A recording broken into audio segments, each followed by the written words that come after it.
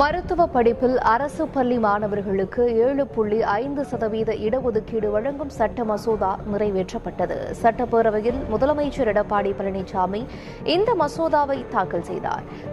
7 எளிய மாணவர்கள் 0.15% மாணவர்களுக்கு மட்டுமே மருத்துவ பட்டப்படிப்பு இடங்கள் கிடைக்கின்றன.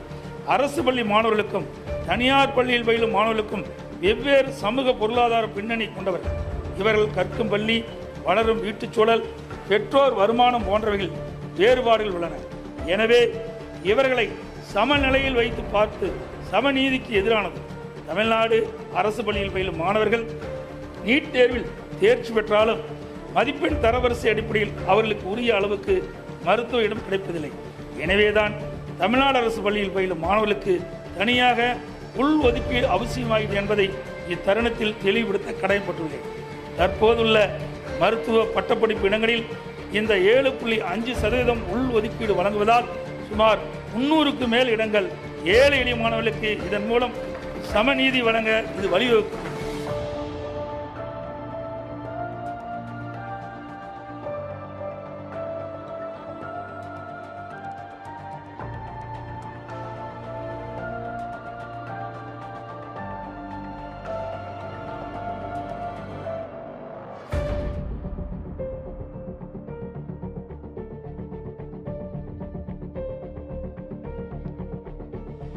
ஒரு சமூக நீதிக்கான ஒரு கிராமப்புற மாணவர்களுக்கு அடையாளம், ஒரு அங்கீகாரம் அளிக்கின்ற வகையிலே மருத்துவ படிப்பு அவர்கள் படிக்கின்ற வகையிலே இந்த மசோதா இயற்றப்பட்டு அனுப்பியிருக்கும் நிலையில் ஆளுநருடைய ஒப்புதல் கோரி அவருக்கு முதலமைச்சருடைய உத்தரவின் பேரில் இன்றைக்கு நாங்கள் தமிழ்நாட்டில் நிலவுகின்ற அந்த பிரச்சனைகள் எல்லாம் சொல்லி ஒப்புதல் கொடுத்தால் ஒரு சிறப்பாக இருக்கும், மாணவர்கள் கவுன்சிலிங் பண்ணுகின்ற நிலையிலே விரைந்து ஒப்புதல் கொடுக்க வேண்டும் என்ற அந்த கோரிக்கை வைத்தோம்.